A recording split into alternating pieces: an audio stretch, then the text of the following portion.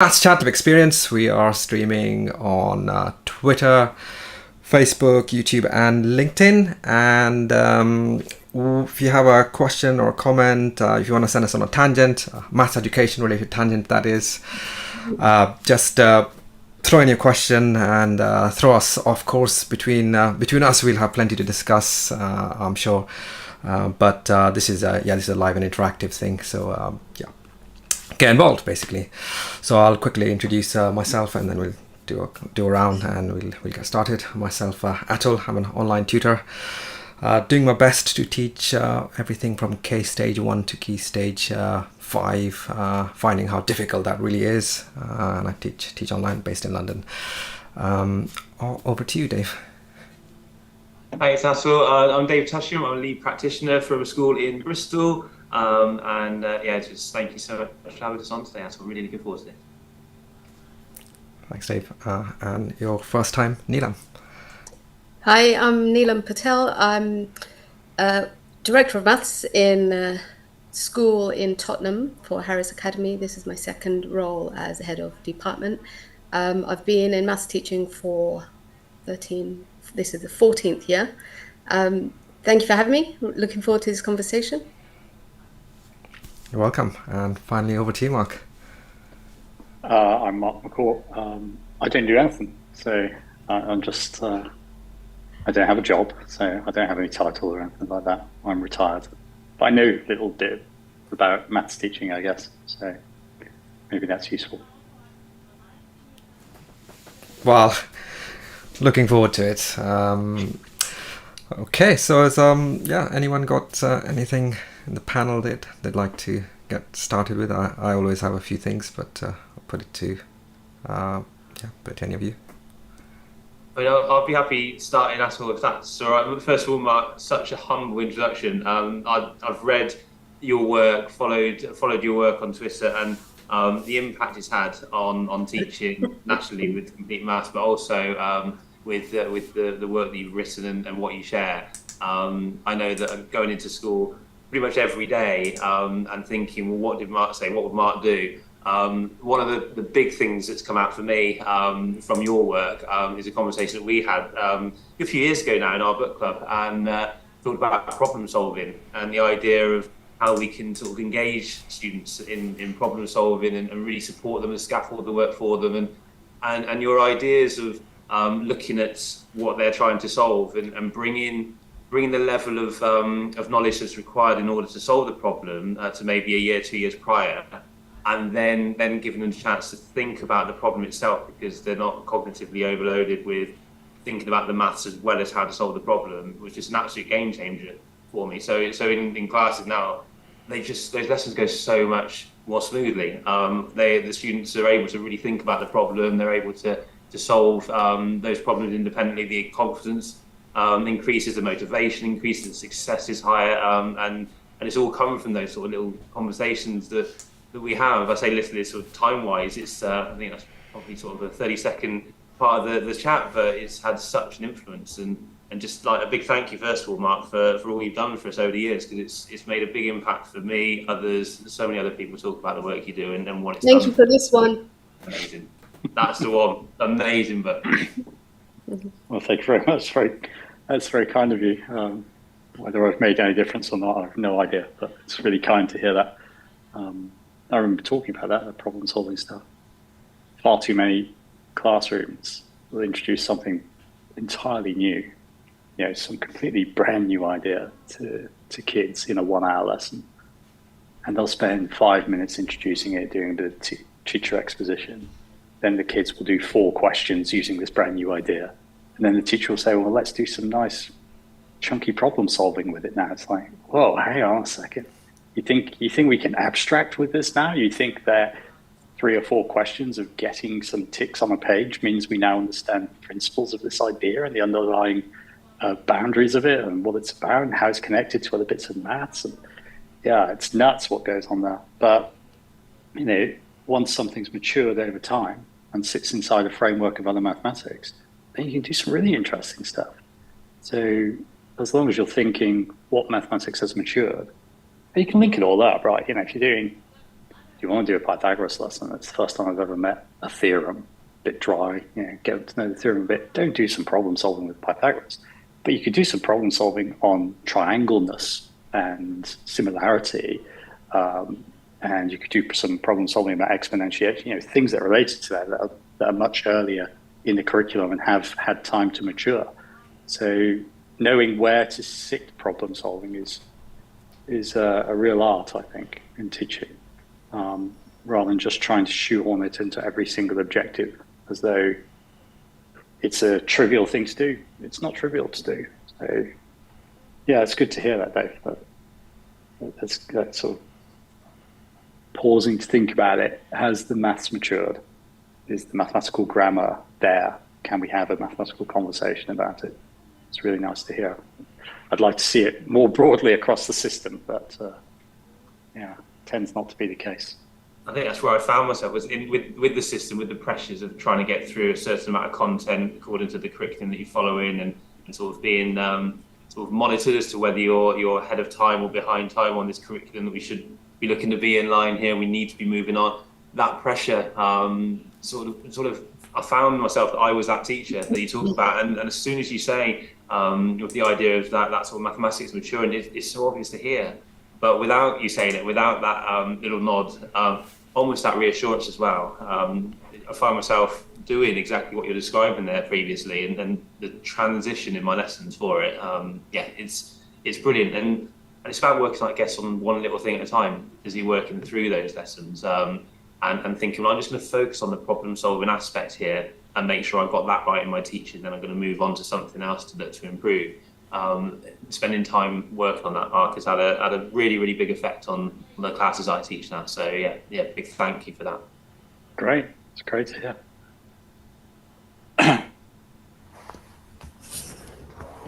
Do you have some ready-made questions at all to kick us off and get us going? I've got plenty myself. I mean, came back from MathsConf 33, and as always, I think one of my favorite bits is the socializing before the MathsConf and in between sessions. And one of the things for me that comes up is I'm teaching early maths, like number bonds, subitizing, etc. Probably more than anything else of all the maths I teach. So my question would be, I suppose, what's sort of the frequency and how regular does that need to be for intervention work, where you're trying to get students to conceptually subitize and get those early number facts automatized and fluent? I feel of all the things I do, that takes probably the longest to embed. Who's taking that question then? I'm definitely not an early years expert, nowhere near. How frequently do you do it at the moment, Atul? When I started 5 years ago, I would just do it in one session once a week, which in retrospect, I didn't know about the forgetting curve as much as I do now, but in retrospect was not often enough. I'd come back the next weekend. It's like it's not there. Then eventually I started setting. I had a conversation with the parents, and I said, "Well, it's a bit like teaching reading. If you read to them every day at bedtime, if you just get them to subitize using the Jack Hartman videos or any kind of subitizing app, they'll start automatizing it much faster." And I think that's made a huge difference, and that's been going for about a year or so. And I think I'm also trying to get them to subitize, if possible, not just once a day but 2 or 3 times a day. And what kind of age group? Anywhere from year 5, year 6, when it really starts to register with the parents, all the way up to year 11. So you can get students in year 11, as you know, who can't number bond, and they are being told to get ready for a GCSE paper.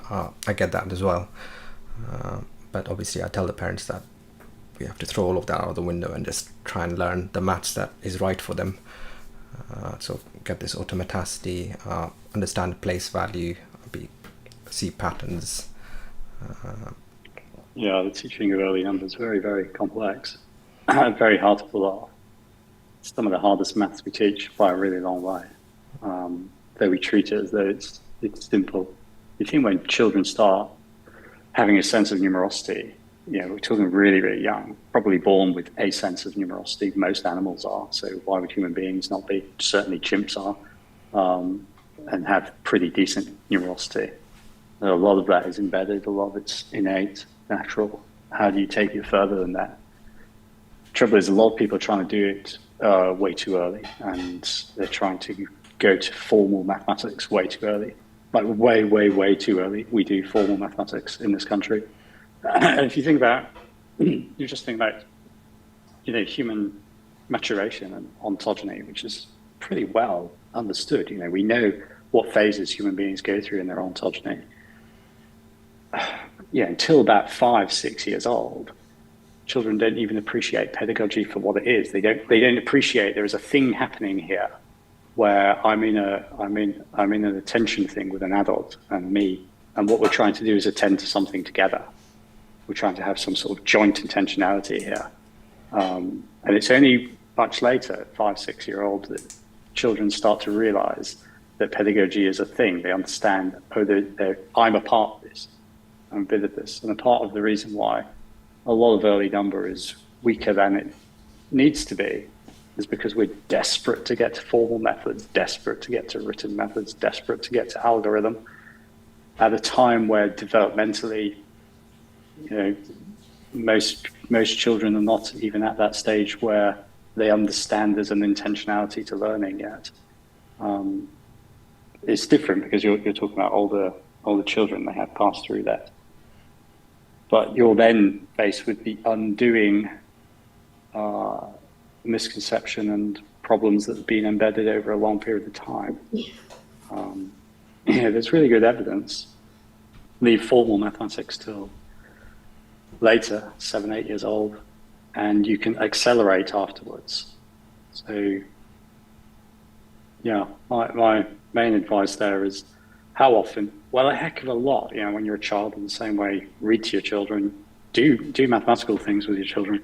One of the things I say a lot, if you've got a toddler, give them a bag of Cuisinart rolls, just let them play with it, right? Just let them play with it. You don't need to give them any rolls, you don't have to set anything down, just let them play with it. And mathematics will fall out of it. And they will start telling me things. They'll start saying, I've made this big rod with these little rods. Oh, how did you do that? What does a brown and orange give me? Or it gives me this color. They start being mathematical with these rods. Some people get a bit shocked when I say, give toddlers a bag of Cuisinart. I suppose someone's going to choke on one, but make massive Cuisinart if you need to. Make it out of biscuit or whatever. But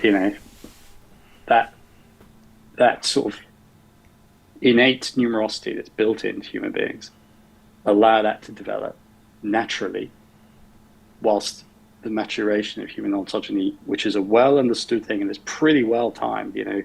9 months you get the first revolution, 3 years, 5 years. We know when this starts happening cognitively to children and they start to change. Leave those formal bits till later on, and you'll find that numerosity can explode and accelerate afterwards with formal methods.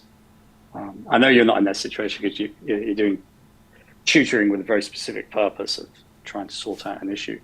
But in terms of early years education, we're a bit weird in the UK where the rest of the world, well, not the rest of the world, the majority of the world considers early years to be up to sort of 7, 8 year old. Whereas we say, no, we'll be at the start and then let's get into it. Let's get into a school and start writing things down.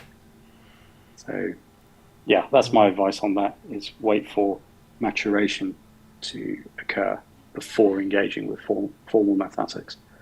And you'll see an enormous difference in child's cognition. I don't know how anyone else feels about that. If anyone has kids, and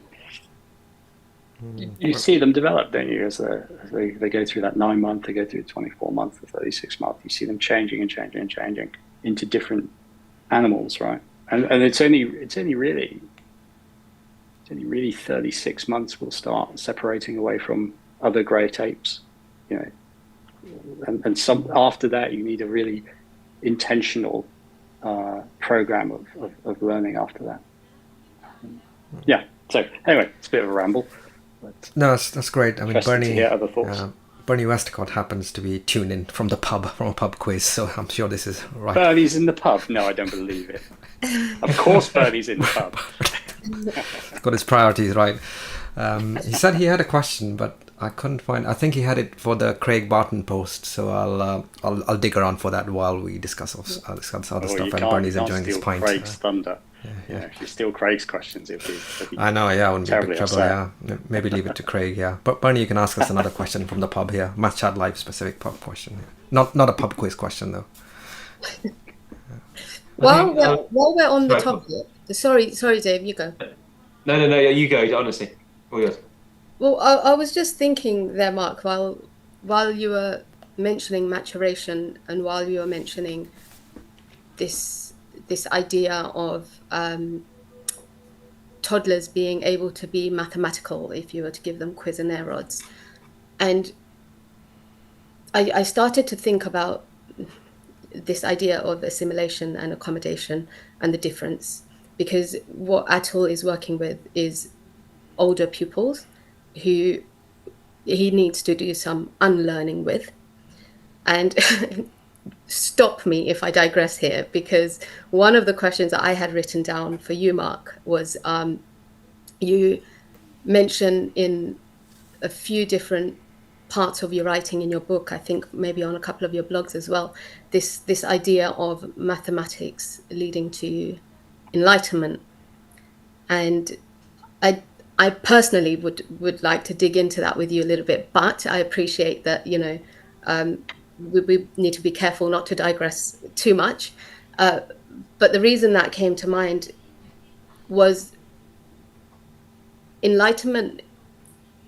The way that I understand it is that it doesn't come from a place of intellect. Enlightenment is the ultimate freedom, is the ultimate joy. And when you mentioned toddlers playing with Cuisenaire rods and drawing mathematics from Cuisenaire rods, to me, there's a sense of enlightenment in that. And I wonder, how do we get back to that? And where does it sit in relation to maturation? That's quite a big question. Yeah, it is a big one. It's a really big one. We're giving you a good run. Now that you're retired, I think we're giving you very good. The toddlers sitting with the Cuisenaire rods, do they become enlightened? There's definitely revelation there. And that's the difference between objects, apparatus, and manipulatives, right? So mathematical manipulatives have inbuilt pedagogy. They have inbuilt meaning, mathematical meaning, that you can't help but come across. If you play with Cuisenaire rods, it's not possible to interact with Cuisenaire rods and not come across some mathematical meaning. Right? And that revelation happens with a child, and that's an important moment with that revelation happening. But I was talking about it very specifically because at that early age with toddlers, they do not yet, and they cannot yet, appreciate pedagogy. They cannot yet appreciate a moment of joint intentionality between an instructor, teacher, whatever you want to call them, and the child. Once they can, and this is one of the most important bits in the evolution of sapiens, really. Once you can get to that moment where you understand, I'm a part of something here where my view of the universe is about to change because of this interaction I'm having with this other human being. And we appear to be, and the literature on it's pretty strong, we appear to be evolutionarily programmed, designed to be able to take meaning from another adult, another human being, which is really weird, and has massive implications for learning online, because we're not evolutionarily set up to learn online. So there's a big challenge there. Once you're at that point where you understand pedagogy for what it is, I would suggest that it is a child's birthright to be taken by a teacher through our knowledge and handed that knowledge so that they can then take that knowledge further. So what I'm saying is that the time before one can understand pedagogy for what it is, then I think that a natural discovery of mathematical sense is a really good thing to do. Get your kids doing that. Get them playing with all sorts of stuff. But once they can receive instruction, go with that and accelerate and accelerate and accelerate and accelerate and accelerate so that they can become learned. They can learn the whole school of mathematics, for example, but it doesn't have to be mathematics. They can learn that, and then they're able to be autonomous in life, and they're able to take the next step. And it's a really fine balance, because if you want someone to become a mathematician, nobody will choose to become a mathematician if during their entire time at school they never get to behave as though they are a mathematician. And kids aren't mathematicians, they're kids. But they do need experiences throughout and regularly throughout their education where we take, okay, so we've amassed a bunch of new knowledge. Let's behave mathematically with this new knowledge. So you do have to fit into your curriculum times where pupils are going to go back to that kind of revelation thing. I'm going to take everything I know, everything I've got inside me now, and I'm going to do something myself with some mathematical scenario, some setup. And you've designed that scenario, of course, such that mathematical meaning will fall out of it. But they're going to do it themselves, and it's going to be revealed to them, and they're going to have that moment of feeling mathematical. But it's a really fine balance. If you think of the kind of Rogerian or Maslowian approach to schooling, where they don't, basically they don't believe that anything should be taught, right? That is Maslow, isn't it? That's anything that can be taught is suspicious, basically. And I reject that entirely. I think it's their birthright. They have the right to everything we've learned over the couple of 100,000 years we've been learning stuff. They have the right to that knowledge so that they can become truly enlightened as an adult later, and they can take forward humanity's knowledge base. So, yeah, again, that's quite a rambling answer, but it was a big question. It's not like, what's 3 + 4 question. Yeah, I just find it really interesting because I was showing the guys some of the books that I dug out earlier today, and this was one of them, Descartes' Discourse on the Method, which I tried to read when I was 18 and failed miserably. But reading it today, Descartes, I believe, if I'm not mistaken, is famous for saying, "I think, therefore I am." And just the concept of enlightenment kind of flips that around to "I am, therefore I think." And again, I'm digressing here, but we had a pupil just last week who was being taught a lesson on equation of circles and tangents, and trying to find the y-intercept of the tangent. And he did this convoluted thing I've never seen before in the 13 years I've been teaching, where he found the relationship between the radius of the circle and the coordinates at the point which the tangent meets the circle in order to be able to calculate that y-intercept. And the teacher said to me afterwards, he's a flipping genius. But I had no idea he was sat in the back of my lesson doing that. That I wasn't teaching that in that lesson. And I 100% agree with what you're saying, Mark, in that, instruction plays a really, really valuable part. We've got to teach children. We've got to give them the knowledge. I still remain curious about how did that child manage to find the curiosity, the confidence, the gumption to do that? And how can we get other pupils to find that same gumption, that same confidence, that same curiosity to take mathematics that way? Because these are our future mathematicians, in my opinion. Isn't it the same reason why you're rereading Descartes and at 18 it was gobbledygook, right? Yeah. It's a maturation thing.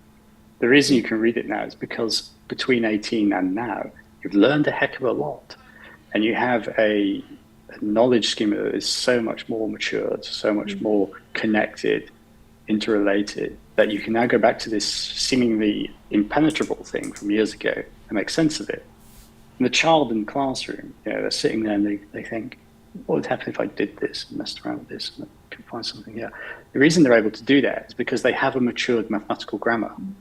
So all of what they've been learning previously is coming together. And that's what I mean by these moments that you must fit into your curriculum, where you design, you can manipulate a classroom setting where it seems like some impenetrable problem, it seems like some great thing to overcome, but you've designed it such that with the mathematical grammar they have, they are going to overcome it. It's going to be really tricky. They're going to have to pull lots of things together, but they're going to get there, and they're going to go through that sense of, oh, whoa, that was hard, but oh my goodness, that makes sense. And I did that. It wasn't the teacher. I did it. It was me. You've got to give them those moments for that to happen. And they're happening independently all the time. Any classroom with 30 pupils in, and you might think the lesson is about adding two fractions together, but somewhere in that classroom, some pupil is taking everything they know to date and combining it in some unexpected way. And you have no idea what those individual schemas are, and you don't know what gaps are there. You don't know what advances there are. Someone might have an expert tutor like Atul giving them a shadow education, or they might just be a reader. When I was a child, I'd just sit and read. It's encyclopedias then, right? So it's physical books. You just read and read and read and read and read, so you can combine all this stuff together. And it's lovely when that's happening naturally with a child. Yeah. I guess my call to action is, but don't leave it to chance. Design it into your curriculum at specific, carefully thought out points, such that it does happen. And then, you have to, as a teacher, you have to really ham it up when they've got this really difficult problem. We can't do it. Try. Oh, wow, we did it. And you knew that was going to happen, but you've got to go, my goodness, I've been teaching for decades and no class has ever solved this problem.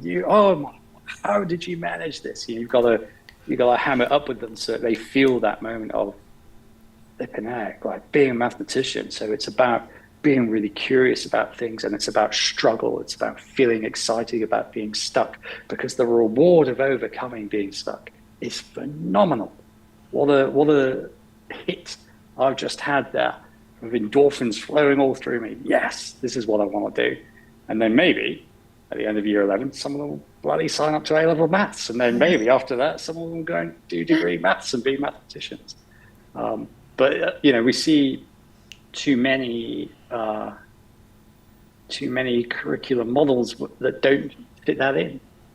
And sometimes that's because of the false fights, the false dichotomies that exist in mathematics education, where some people will say, and some people would brand me as, your traditional knowledge, that kind of thing. It's like, well, you've never met me, have you? Right?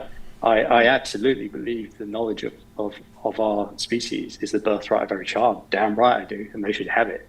But I'm also absolutely fully in belief of, if you don't give a child an experience regularly throughout their maths education of being mathematical, you're not doing anything. That's not an education. So, those arguments create these silly moments, and they create those moments you were talking about, Dave, of people feeling they need to get through curriculum. That fear that teachers have of, what if the lesson goes astray? It's like, well, it'll be all right. Don't worry about it. It's going to be okay. Let them go with it. See what happens. I also think that there are, as well as planning those deliberate moments in the curriculum that you're saying, Mark, that there are also more subtle moments within curricula that already exist and the way that we deliver instructions. So, for example, I had this conversation not long ago with a colleague about teaching interior angles of a polygon. And the debate was, do we give them an opportunity to look at the polygon being split into triangles and think in their own head, we've got 180, 180, 180, and therefore the sum's going to be 3 lots of 180, or do I just tell them? So that was essentially the debate. And you're 100% right again when you say that there are all these false dichotomies flying around, and one of them is that direct instruction means that you don't give any opportunity for children to make their own connections, whether that be guided or not. And I think therein lies an opportunity for pupils to start to make their own connections in their own heads and in a subtle way start to feel like a mathematician. I spotted that. I noticed that. And therefore. Yeah, and it is a false dichotomy. I don't know a single proponent of, if we're talking kind of direct instruction as sort of project follow through and that kind of thing, I don't know a single proponent of that approach that doesn't also build into their curriculum really exciting moments. No one, they all do. Of course they do. They're maths teachers. They love it. They love the kids. They love the excitement and the buzz. People will use the 2 words direct instruction to make it come across as some kind of, formulaic, robotic process that the kids are going through. That's not what those lessons look like at all. You almost never meet a maths teacher who doesn't want their pupils to get the joy of feeling mathematical. Right? Everyone wants to do it. But you decide in the moment, and with those specific children, it's the best way to do this. Maybe cutting up a polygon into triangles. They cut it up into triangles. They tell you, well, triangle's got 180. There's going to be 3 of them. It's going to have this. They can do that. It's no problem. But also, you could do it with them. Like, you could do it together. It could be a collective thing of going through it. You could say one of the things you can do with mathematics, because mathematics has agreed standards of excellence, is you can coach mathematics. You can't coach every subject, but you can coach mathematics because it has these agreed standards of excellence. And one of the things you can do with the class is say, there was a problem that puzzled humanity for whatever period, right? Could be millennia, some of these things, right? Prime numbers is a good one for that. The problem that's puzzled us for millennia. And the way in which mathematicians have gone about addressing these problems is this approach. I can coach you in this approach. You don't have to come up with it, right? Because thousands of human beings have thought over thousands of years to get to this point. And I'm going to show you the way in which we approach this as mathematicians. And you see that in other subjects, right? You see that in subjects like Atul and I are both musicians. Like people don't hand you a guitar and say, tell you what, you work out any old tuning you want and then work out how to play it. Right? It'd be an insane thing to do because it took huge effort for humanity to come about to have standards of excellence of music. And now you can instruct it, which means people can make something beautiful. It's the exact same in mathematics. Let's give them those standards of excellence and they get to make something beautiful with it. Anyway, I'll shut up there on that. Something that's sort of come up just from those conversations there was when you were talking about the work before and when you were teaching toddlers and the subitizing, and it felt like there was a common theme going through about sort of slowing down to speed up almost and making sure that we do things very deliberately and not to rush things so that we understand them well before we're moving on. And then in the long term, we're going to increase the pace of our understanding and how quickly we acquire that knowledge. And it made me think also with the Cuisenaire rods. I've got a puzzle which I've bought for my little boy. He's 8 years old. He's learning his sort of months and days and writing a date in his work now. And Ed Southall put a post out for a sort of puzzle a day, and it's essentially sort of tessellation with, and it leaves the month clear and it leaves the date clear, and it's absolutely impossible. I spent 5 minutes and gave up. It's not something that I've got the knowledge to be able to do very well, but I just sort of sat it in front of him, and you could see the thinking that was happening on so many different layers. There was this curiosity, there was this sort of almost this enlightenment, but that idea of sort of wonder, and he was really sort of then thinking more about the months, and so which month's next, Dad?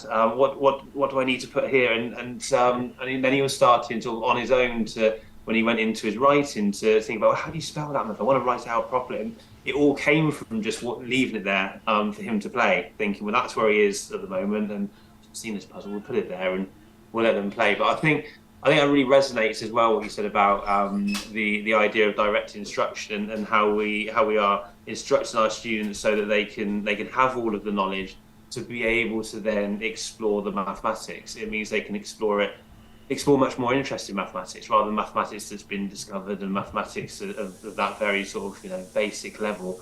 We give them that knowledge and we instruct it and we coach it. There's more chance of that curiosity and that enlightenment and that enjoyment and that wonder, because the stuff they're discovering, and it's more interesting for us too. So it's easier to have that moment where we sort of put on that act almost and say, wow, that's amazing what you did in that lesson, because it's genuinely more interesting for us, because the mathematics they're discovering, I was like, wow, I actually haven't seen a student think of it in that way before. Whereas if we do the sort of let's discover Pythagoras theorem again, I know what the students are going to say. I know the discoveries. I know the misconceptions from doing it many times.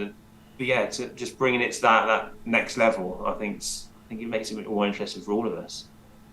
Yeah, I think it's really important to be really precise with language. So I'm careful not to say that we. So I think that the canon of knowledge we have is a child's birthright, but I'm careful not to say that we give it to them. Right? It is not possible. It's not psychologically possible. It's not biologically possible to give another human being knowledge. So that knowledge can only come about in that human being's head, right? In that human being's mind, and you can't install it, right? You can't just push it in there.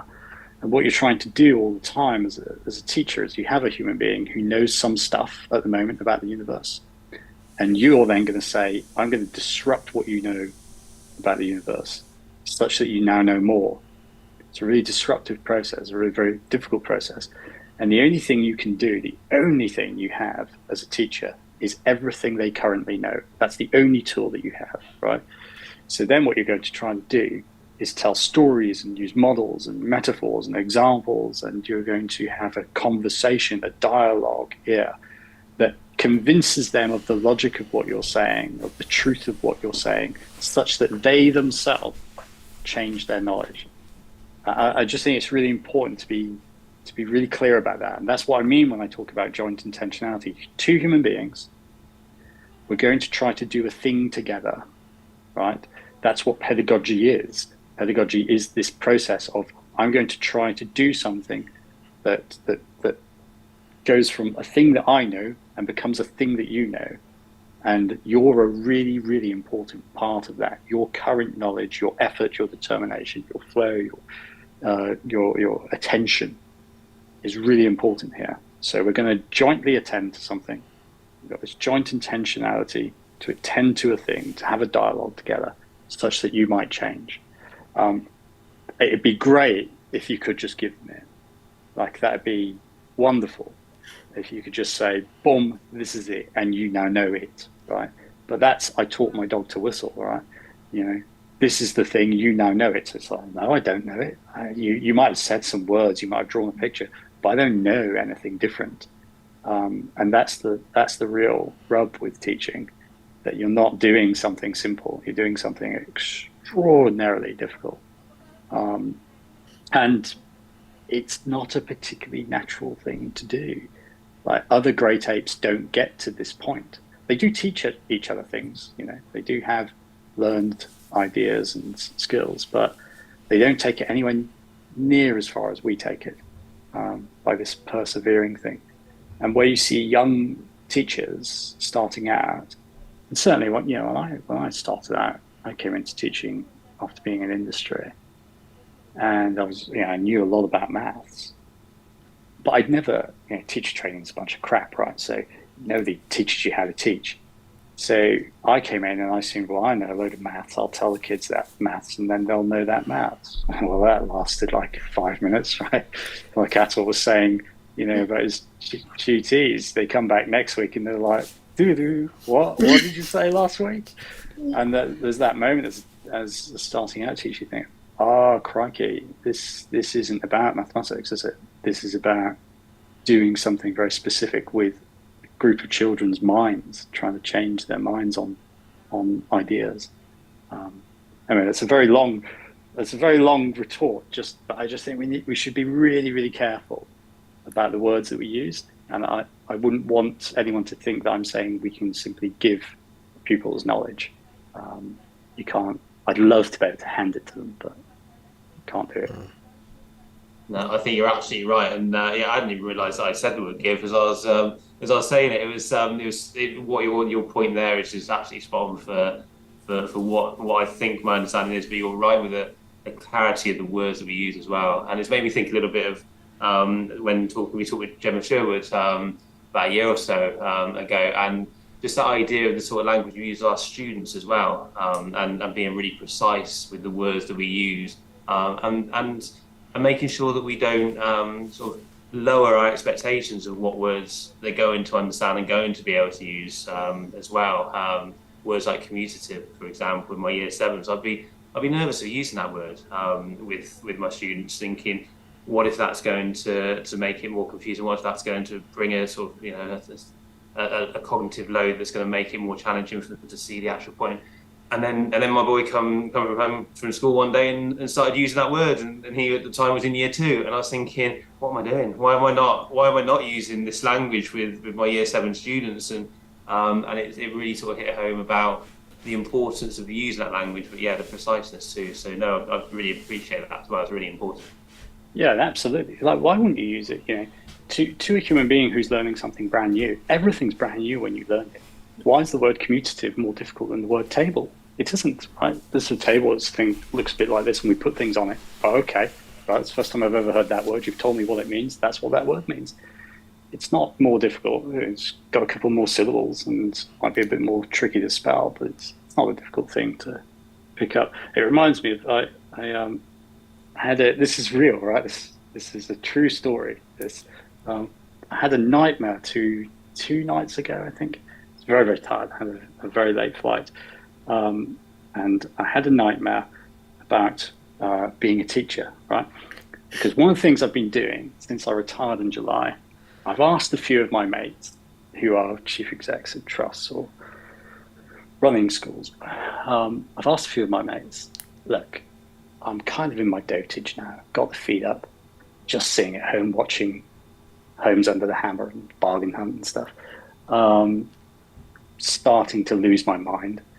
I'd quite like to come into a school and just teach some maths, maybe 3 hours a week, right? Have you got a class I could take? And I don't need any money. I'll just come and teach a class. And all of my mates, every one of them has said, no chance. Like, they said, look, can you imagine me saying to my head of maths that you're going to come and teach in their department? I just can't do it. Anyway, this got me thinking about teaching. Because I would really rather like to go back into a classroom and do some bits and bobs because I love it. I love being a teacher. It got me thinking about teaching. Then I have this nightmare. And I had a nightmare that I was in America and had to teach in America, which meant that people running the school were trying to force me to call pupils students, right? And it was like, it makes me physically sick. What do you mean? They're not students, they're pupils. No, they're 15-year-old students. No, they're pupils. Right? And that's that thing about accuracy with language. Do you remember, like, when was it? It's probably it's probably 2000, between 2000 and 2005, when we were at our most crazy in the system. And people started changing words for everything. Suddenly all the pupils in secondary schools started getting called students because it made them feel grown up, all this kind of nonsense. But it belies what that word means. A student is someone who studies. A pupil is someone who is taught by a teacher. These are pupils. Don't diminish your role in this. They're not students. When they go to university and they can attend a lecture, and then it's up to them whether they learn anything, right? They need to go off and study, and most of them don't. But then they're students. But whilst you're teaching them, they're pupils. It's just a little bugbear. It drives me bonkers. At every secondary school I visit, and I refer to them as pupils, I see some 28-year-old head teacher having a breakdown, oh, you can't call them pupils, you got to call them students. Oh, shut up, they're pupils. Anyway, just stuck on talking about language now, but that's not what your show's about at all. So I'll stop. Derailing things. What was the nightmare, Mark, that you got asked to call them? Nightmare was they tried to make me use the word students, and it makes me want to vomit. I'm retching now, trying to think. GCSE pupil is not a GCSE student, right? Maybe someone who's 35 and they've decided to take qualification, they're studying it completely independently. They're a student. The rest of them are pupils because they're being taught. They're being taught. And one of the things, right, so you're getting me started now, right? But students, right? They're not. But here we go. I'm not even sure if I can call them this, but now some people call them learners. Oh my God. Oh my good Lord. Really, learners, as though it's going to happen by osmosis, as though the teacher has no part in it whatsoever. They're just going to learn, are they? That's the thing. Hogwash. That's why I hate the word learning as well. People write policies, teaching and learning policy. But what the hell are you talking about? How can you have a teaching and learning policy? If learning didn't happen, teaching did not happen.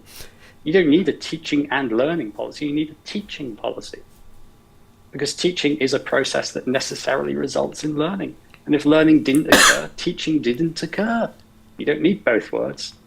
Oh, Tony Blair did some damage. I've got Tony Blair's book here, look. This bloody, weird language stuff that people introduced. What a crazy thing that was. Teaching, let's elevate teaching. Let's not subjugate teachers in any way. Right, I'll calm down now. But we should probably talk about maths education rather than just my rants about the 2000s. I didn't know about the differences in that precision until now, so I'm grateful for learning. Every day is a school day. That's why I do these things. We got any questions coming in at all? No, nothing so far, and I'm not gonna use Bernie's question because I'll save that for Craig's show. There was two Craigs. I mean, I'd like to pick up on something that Mark said there, just before the rant. You mentioned this idea about giving knowledge and your experience of first teaching and thinking that you could, I suppose, tell the pupils maths and they would just get it. Kieran asked me in his session at Maths Conf, his very last session, he had a panel, and one of his questions was, what do you feel is one of the biggest challenges facing maths education at this time? And the answer that I gave then, which I think is the concept that you touched on, Mark, is the idea of the curse of knowledge, is that people join the profession with really quite sophisticated knowledge, expert knowledge, really tightly woven, and then they're baffled when children don't get it. So And then he followed that question by asking something like, what would you want every maths teacher to know? And I think it's so important, so important, especially now in the era of centralized resources, which would be my rant if there were time. In this era of centralized resources, where especially newer teachers, less experienced teachers come into the profession, they open up the central folder, they open up the PowerPoint, and then they think, well, that's what I've got to teach. There is no finesse around how am I going to find out whether my children are ready to learn this? What will I do if in the moment I'm trying to teach this and there's a block?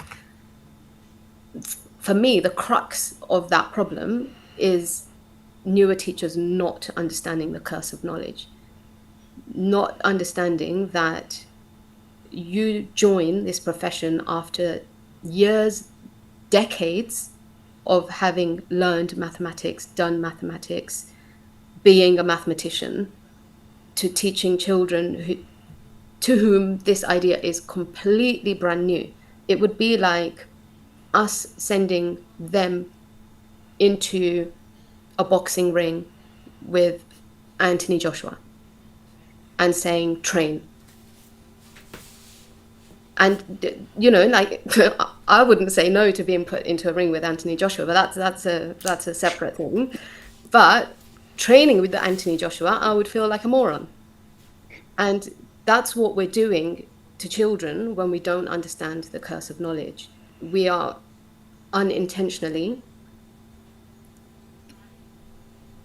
making these children feel humiliated, feel like they can't, when really, and I know children do all sorts of annoying things, but if they don't get it, the first port of call needs to be, what can I do differently as a teacher? And yeah, so I just wanted to throw that in there as an extension to what you mentioned before, Mark. Yeah, it's definitely a real problem. And there are definitely people that come into teaching that themselves had a very good education. They've always been successful in mathematics, and they can't understand why another human being can't grip mathematics. Teacher training is a woeful preparation for doing the job. You know, and one of the most important things you could possibly recognize is it's not mathematics content, it's mathematics specific pedagogical content that you really need to know. Like, how do you communicate these ideas? You know, I was saying earlier, you can't plug it into someone's mind, but what you can do is you can have approaches, stories, models, metaphors, examples, techniques, didactical knowledge that very much increases the probability of a human being hearing a new idea and getting it, right? So there are lots of known approaches that you can take that increase the probability of someone understanding it. And we need to get teachers to appreciate that, who come into the profession and they themselves are very mathematical and they can't step back. You know, it was a shock for me. It is definitely a problem. There is also a problem at the other end of the scale as well. And we shy away from it as a system, as a country. But there are some people in teaching who are as thick as mints, right? And they probably shouldn't be teaching. And, you know, you see someone doing a class and they themselves don't know the mathematical content, let alone how to teach that mathematical content. And we need to address that. We need to sort that out. There's a huge number of classrooms that have no maths teacher. You know, Education Select Committee puts it at about 1 in 7 classrooms have no teacher in a maths lesson at all. And that's the ones that have no teacher. The ones that have no person teaching it who has mathematical knowledge is even higher. And so there is that problem as well, that what if you don't even know the mathematics? You know, what if you're teaching whatever, you were talking about circle theorems earlier, right? What if you've got that class and you yourself don't know the circle theorems? What do we then do about that? And quite often, one of the things that happens with people that come into it, you see a lot of people start off as a TA, and they sit in classrooms and they help children that are struggling for years.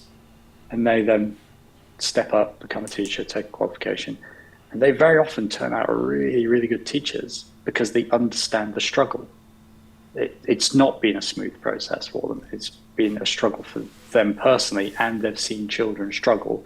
They've been sitting in a room while the teacher's been at the front trying to explain something. They're sitting with this child, the child's not getting it, but also they themselves aren't receiving the meaning, and they're realizing, well, I get why this meaning is not being received here. I get that what's happening at the front here is not communicating properly. So yeah, cursive knowledge is a really big deal.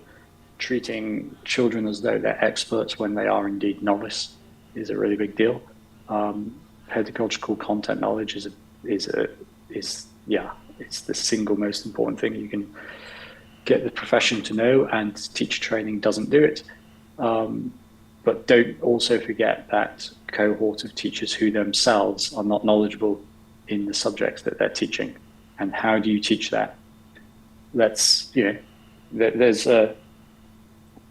any time I argue for teachers having to have a qualification in mathematics, there's a huge outcry.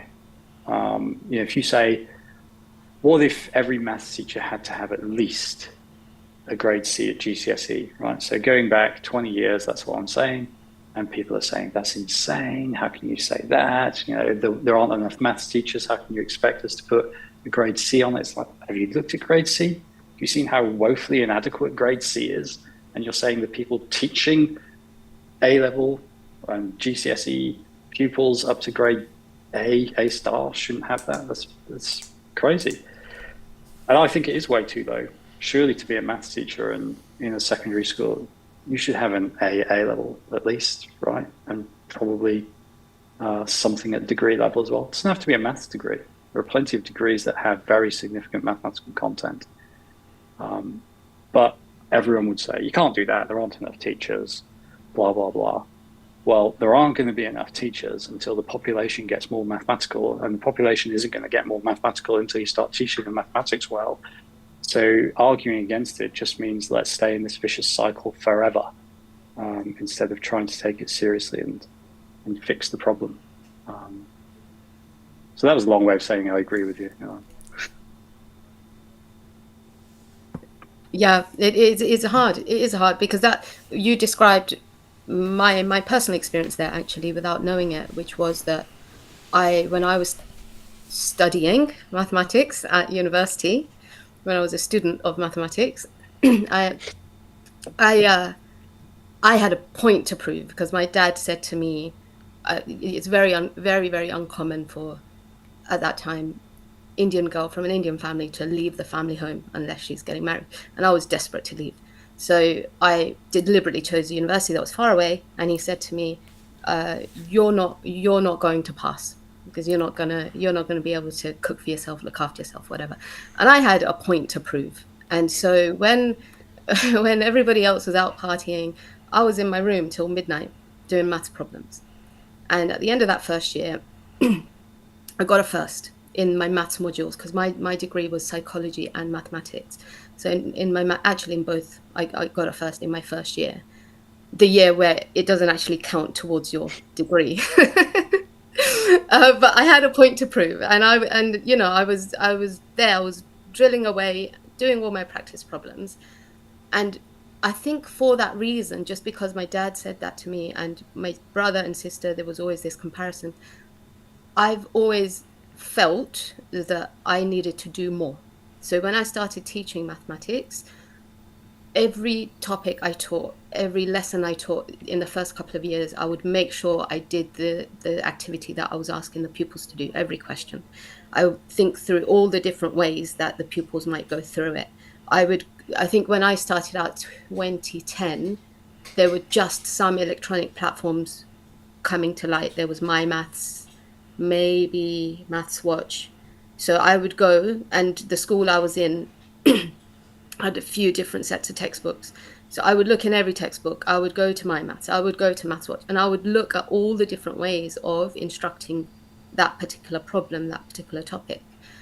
And I know for me it was very personal, but and it worked to my advantage. But I just wonder, like, how do we instill this in newer teachers? Because I know there is, it's not realistic to do that forever, especially as your teaching load grows. But as a new teacher, we should be doing this. And this is how I wouldn't say I'm the best at teaching mathematics, but this is how I got better. I looked every which way I could, and now, you've got core bit maths, and you've got Maths Watch, and you've got Complete Maths, and you've got it's available so freely. But in my experience, and Dave, I don't know if it's any different for you in the schools you've worked in, but in my experience, there's just this open the PowerPoint and I'll just teach it this one dimensional way this PowerPoint says. I just don't know how we instill and inspire that hunger and that thirst to know all of the twists and turns of what it is that you're teaching. It'd be great to inspire it. Teaching takes a long time to get good at teaching, years. But you could also do mechanistic things. Like plenty of professions make you reaccredit. What if every 5 years you had to get your teaching certificate again? What if you had to do that? What if you had to prove that you're continuing to learn? It's a strange thing. We're in the learning business, but so many teachers don't themselves want to be a part of that. I every now and then, every couple of years, I put a poll up on Twitter saying, asking maths teachers if they do mathematics recreationally. And it's always a really, really low number. It's weird. Like the drama teacher does Amdram, the sports teacher's on a five-a-side team, geography teacher does whatever they do, like everyone's doing their subject apart from mathematics teacher. The English teacher's a poet in their spare time, everybody is doing their subject recreationally just because they adore the subject, they want to be a part of it. But in mathematics teaching, that's really, really low. How do you get that back? If you're lucky to work with great people, then that might just come naturally. When I joined teaching, the first maths department I taught in, it was a really hippie place, full of hippies. It was a big open plan place. We all taught alongside each other.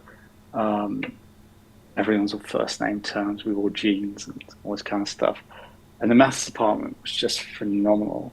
Every single person, there was like 15 people in this maths department, and they were all exceptional intellects, just incredible people. And we would sit and have lunch, because lunch was an hour and a half. Right? So we'd have lunch together, and we'd sit and we'd talk about mathematics. We'd do mathematics together. We'd talk about how do you translate the mathematics into something that is knowable by someone else, all that kind of thing. And the whole sort of squeezing the system to be efficient has taken a lot away from teachers. I'm not joking about the hour and a half lunch. Why on earth don't we have an hour and a half? How uncivilized is it? Is it any preparation to become a civilized human being, to be forced through a 20-minute lunch break that you don't even sit down to, and you don't use cutlery for, and you don't have discussions over? You just grab something from a dreadful sandwich from a machine, then wander out into a playground. Is that any preparation to be a civilized human being? Let's make it an hour and a half again. And then maybe we could have music clubs and art clubs and theater, and maybe we could talk about things that are important. Maybe teachers could, like we all used to, go for a couple of pints at lunchtime and get to know each other and talk to each other and be a community again. That professionalism is really difficult to achieve when you arrive at school in the morning, you're in a classroom, and you might get time to go for a wee, possibly, and you might get time to pop into a staff room for the briefest look at messages and catching up. But basically, you don't see anyone. You're in a room with children all day long, instead of being in a room with other really smart adults talking about really deep, difficult concepts. So there's one way you could do it. You could do it you could do it through process. You could say every 5 years you're going to have to reaccredit. You're going to have your license taken away from you. And there's another way in which you could do it, is you could start treating adults who teach as adults. You could teach them as treat them as really smart adults and give them the breathing space and the time to communicate with each other and work together, have each other's back, challenge each other, stretch each other's knowledge. If I hadn't started in that school that I initially started in, I wouldn't have stayed. Like some of the schools I've been in, if that had been my first experience as a mathematician, I would say, what stuff is, what's this about? It's just silly. But that's another way in which you could do it. Bring back 90-minute lunch breaks. It would make a world of difference. Really would. Anyway. We've had a question a bit later on. Probably we'll start wrapping up, but we can take that one from mm25849 on Twitter. I think it's related. Do you have any suggestions as to how departments can expose subject experts to that struggle in a meaningful way? I think Dave should take that, seeing the results that his trust have just achieved. He must have some tricks up his sleeve. We were very excited to see that today.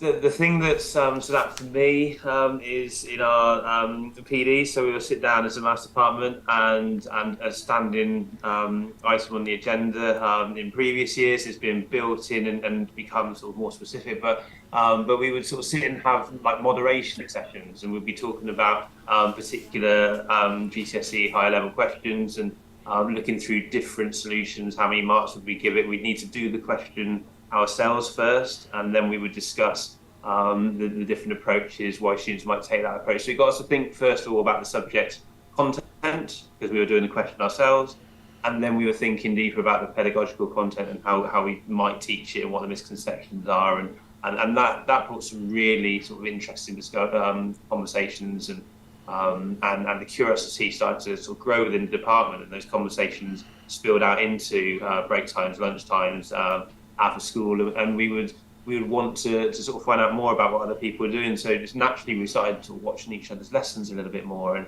it starts to build a little bit of a culture. There's still, I think, a long way to go, but that was one vehicle that we used that I thought was particularly successful. Yeah, I would add to that as well. The school that I've just been working in, Harris Academy, Tottenham, they, like Mark was saying, mechanical features that can help. They actually timetable one lesson a week for every department, which is designed, they call it co-planning, but it's designed for exactly that. It's discussions around an upcoming topic, how best to teach it. And this is actually one area where I think centralized resources are a good thing, because you're picking up lesson plans that are already made, let's say, and you're unpicking what instruction will go with that, what questions will we ask, how are we going to model it, when we model it, what misconceptions will arise, how will we deal with those, how do you model it, should we model it in a consistent way?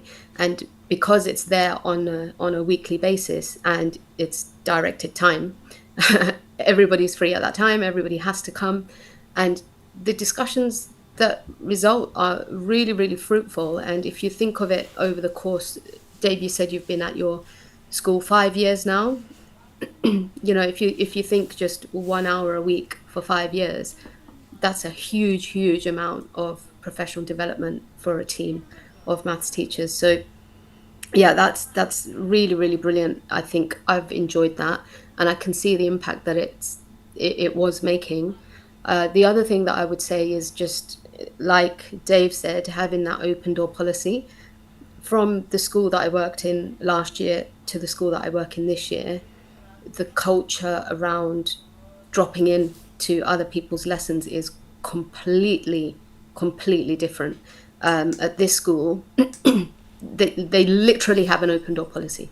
You have to have your door open when you're teaching, and it's people just walk in and out. There can be 4-5 adults in the back of the room, and the pupils are no different to how they would be if there was just you. And you can tell from the pupils' reaction that it's common across the school, because if it wasn't common, they start to look around and they start to sit up and they start to do all sorts of things that they wouldn't usually do. So just that dropping in to people's lessons, I think for me, I've been in maths leadership now for 9, 10 years, something like that. And I think that it's been a privilege to observe people to drop into their lessons, because you learn just by looking at other people teaching lessons. And then, of course, the feedback element of that is brilliant as well. So if the feedback is done correctly, then that can be helpful. But yeah, if you can establish a culture where it's safe for people to drop in, it's not a judgment. They're dropping in to learn from you, and they're offering you their thoughts, not a judgment. They're offering you their thoughts on what they saw. That's huge in terms of developing people, I think. We've had that exact PD session this Monday that you talk about with your co-planning, where we sat around, we looked at particular shared curriculum, we talked about how we would want to teach a particular method. It would talk about the narration we might use, what that model would look like, what the misconceptions would be. And it's really key what you just said there about it being low stakes, the culture within our department. You can't say anything wrong. There isn't a wrong answer here. There isn't the right way. As we go into this, we're all sort of learning together, and that low stakes culture is really, really important for the staff to be able to develop and to be able to take those sort of risks, for the want of a better phrase. Definitely. Yeah. And deliberate practice as well. I found it very odd when I started at Harris, because they do this thing in their CPD sessions, the whole school ones, the departmental ones, where they literally tell you to stand up and practice. So some of the adults will pretend to be children. You're pretending to be a teacher in the classroom, and you are practicing modeling. You're practicing whatever their whole school routines are. And at first you feel like a bit of an idiot doing these things, but actually we're just big children. Adults are big children. We need deliberate practice in the same way that children need deliberate practice. And if you have the opportunity to do that deliberate practice in a safe, non-judgmental environment before you go and teach in front of children, you're more likely to do a better job when you come to teach children, because you've had the opportunity to do that deliberate practice, make mistakes if you need to make mistakes, and learn from them, instead of making the mistakes with the children and potentially, reinforcing misconceptions and so on. Yeah, it's not unusual in most other professions and most other domains. It's not unusual to rehearse, right? Why are we worried about rehearsing? Teaching does seem to have a greater level of fear within its workforce than other professions. But that's for another day, I think. That's a very big topic. It is indeed, yeah. Well, it was a great question, and thanks for your such an in-depth answer. It's a school night, so we'll wrap it up around here.